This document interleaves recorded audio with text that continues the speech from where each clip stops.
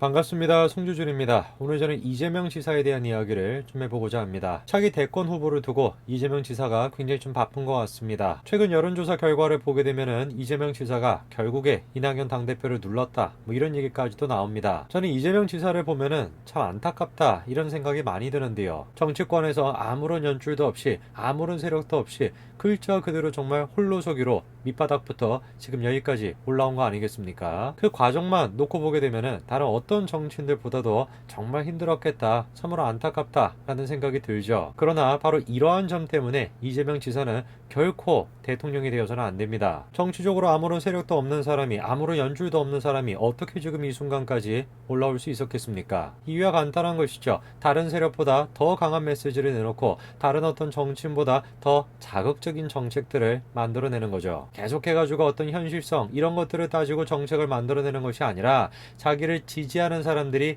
사이다를 느낄 만한 그런 정책들과 그런 발언만 계속해가지고 쏟아내게 됐던 겁니다. 그 결과 이재명 지사는 다른 어떤 정치인보다도 포퓰리스트적인 그런 정치인이 된 거죠. 지금도 마찬가지입니다. 차기 대권 후보 1위가 되었다라는 얘기가 나온다 할지라도 이재명 지사 본인은 결코 만족하지 못할 겁니다. 자기에 대한 지지율은 점점 높아지고 있는 상황에서 문재인 대통령에 대한 지지율은 점점 떨어지고 있고, 그러다 보니까 친문 세력이 누구보다도 열심히 자기를 제거하려고 한다라는 것을 잘 알고 있겠죠. 친문 세력 앞에서 이재명 지사의 운명이 과연 어떻게 될까요? 이재명 지사는 결국 정치적으로 친문 세력에게 제거될 것 같습니다. 어떤 내용인지 같이 한번 좀 보시죠. 이재명 지사는 어느덧 차기 대선주자 선호도 1위가 되었습니다. 차기 대선주자 선호도뿐만 아니라 광역단체장으로서 인기도 굉장히 높습니다. 비주류였던 이재명 지사가 어떻게 저렇게까지 올라올 수 있었을까요? 불과 몇 달 전까지만 하더라도 이재명 지사의 존재감은 이낙연의 존재감에 비해가지고 정말 보잘것이 없었죠. 그런데 그 몇 달 사이에 도대체 이재명 지사는 무엇을 했길래 저렇게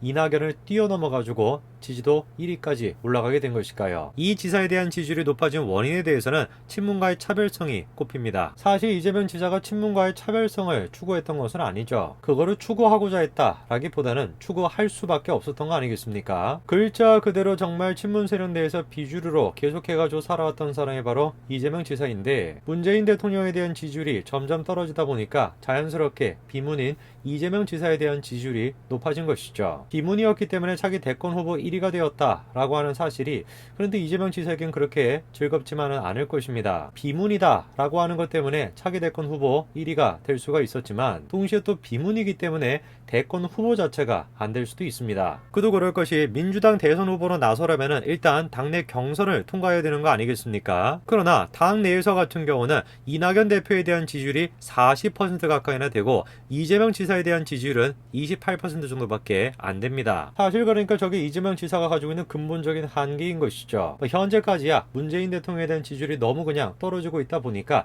자연스럽게 그냥 이재명 지사에 대한 지지율이 반등한 거, 그게 다인 것이지, 사실상 당내에서는 이재명 지사에 대한 지지율이 20%그 정도밖에 안 되는 것인데 대권 후보는커녕 경선조차도 지금 통과하기가 쉽지가 않습니다. 자, 그렇다면 이런 상황 속에서 이재명 지사가 취할 수 있는 전략은 무엇이 있겠습니까? 간단한 것이죠. 문재인 대통령을 싫어하는 그 사람들의 마음을 사야 되는 것입니다. 친문도 아니고 보수도 아니고 글자 그대로 정치에 별로 관심이 없는 그런 일반 시민들의 환심을 사야 되는 것인데, 이런 사람들의 환심을 사는 제일 좋은 방법은 뭐가 있겠습니까? 자극적인 발언과 자극적인 정책을 내놓는 것이죠. 자, 보시게 되면 최근에 이재명 지사가 이런 이야기까지도 했다라는 겁니다. 국민의힘이 사기 집단이다, 이런 말까지도 했다라는 것인데, 아무리 정치적으로 생각이 다르다 할지라도 한 정당에 대해 가지고 사기 집단, 저런 말을 하게 된다면 오히려 역풍이 불지 않겠습니까? 하지만 정치에 관심이 없는 사람이라고 한다면 별로 신경이 안 쓰일 수도 있습니다. 오히려 그런 사람들 같은 경우는 이재명 지사의 저런 식의 발언에 대해 가지고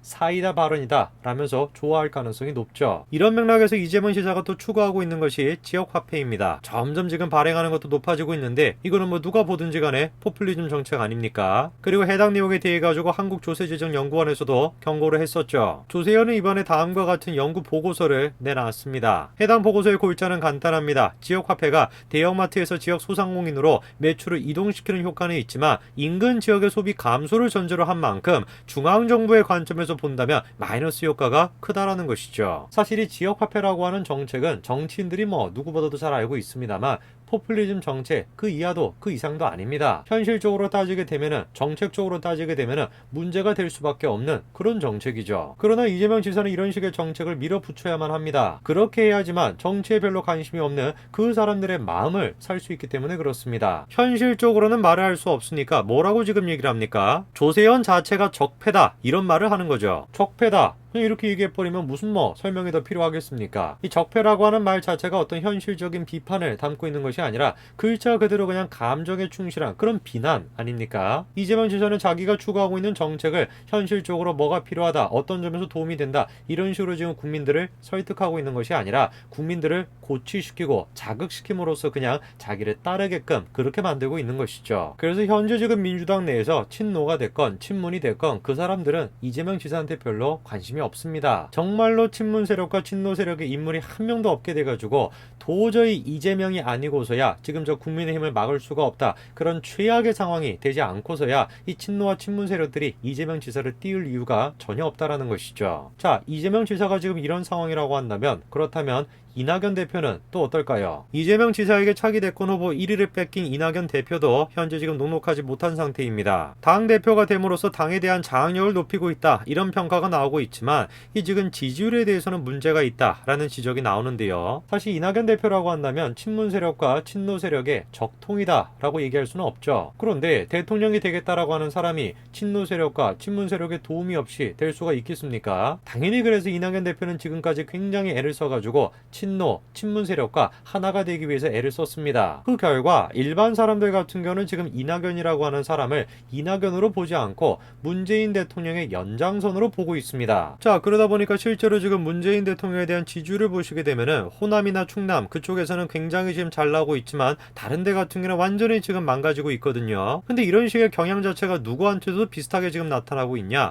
이낙연 대표에 대한 지지율도 비슷하게 나타나고 있습니다. 그러다 보니까 이낙연 대표는 지금 딜레마에 빠진 것이죠. 대통령 후보가 되겠다라고 문재인 대통령과 마찬가지로 비슷한 행보를 걷고 친노와 친문 세력의 눈에 들기 위해서 계속해가지고 애를 썼는데 그 결과 문재인 대통령에 대한 지지율이 떨어지니까 자기도 마찬가지로 지금 대권 후보에서 밀려났고 그렇다라고 해가지고 친노 친문 세력의 어떤 지지를 받냐? 그것도 또 아니다라는 것입니다. 저 사람들이 어떤 사람인데 적통이 아니고서야 어떻게 그 사람을 갖다가 대통령 후보로 밀어줄 수가 있겠습니까? 그리고 가장 결정적으로 일종의 불문율 아닙니까? 호남 출신은 대통령이 될 수가 없다는 거. 그러다 보니까 현재로서 같은 경우는 친문 세력과 친노 세력이 이재명 지사를 갖다가 대항을 하기 위해서 그냥 어거지로 이낙연에 대한 어떤 지지를 해주고 있는 상황인 것 뿐인 것이지 적절한 카드가 등장을 한다면 당연히 어떻게 되겠습니까? 이낙연이 아니라 그 사람한테로 옮겨갈 거라는 거죠. 자, 그럼 질문을 해봐야 되겠네요. 호남 출신도 아니고 PK 출신에다가 친노 친문 세력의 적통이라고 할 수 있는 사람, 그런 사람이 있습니까? 있죠.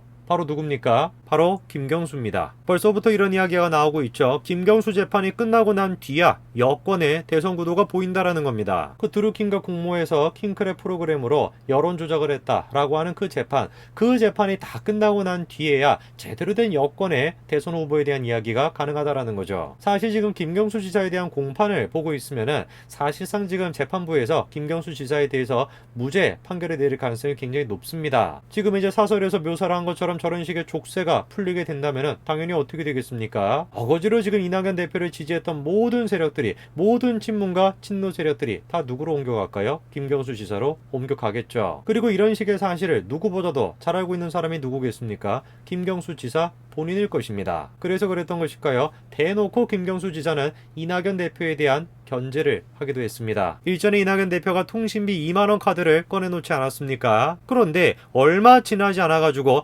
김경수가 대놓고 나와가지고 통신비 2만원에 대해서 반대했었죠. 눈치가 빠른 몇몇 여당 의원들은 통신비 2만원 지원 그게 무슨 소용이 있냐, 차라리 무료 와이파이 망을 갖다가 확대를 하자라는 얘기를 꺼내놓자마자 그게 좋겠다라고 하면서 의견을 또 내놓고 있습니다. 저는 그렇기 때문에 이재명 지사에 대한 대선 후보 지지율이나 그리고 이낙연 당대표가 현재 가지고 있는 지지율이나 이런 모든 것들은 그냥 다 헛개비다 그렇게 생각합니다. 사실상 김경수 지사가 등장하게 되면은 자연스럽게 사라질 거라고 저는 봅니다. 앞으로 우리가 지켜봐야 되는 바는 이낙연 당대표가 어떤 식의 모습을 보일까, 그거는 제가 좀 예측하기 어려울 것 같아요. 그러나 이재명 지사의 모습은 쉽게 예측할 수 있을 것 같습니다. 점점 더 극단적이고 점점 더 자극적인 그런 식의 발언과 그런 식의 정책을 쏟아낼 거거든요. 그리고 김경수 지사가 등장하고 나면은 이재명 지사가 아마 친문을 상대로 해가지고 다시 한번 싸움을 걸 가능성도 굉장히 높습니다. 사실상 김경수가 나왔는데 친문 세력을 통해 가지고 자기가 대권 후보가 된다라는 건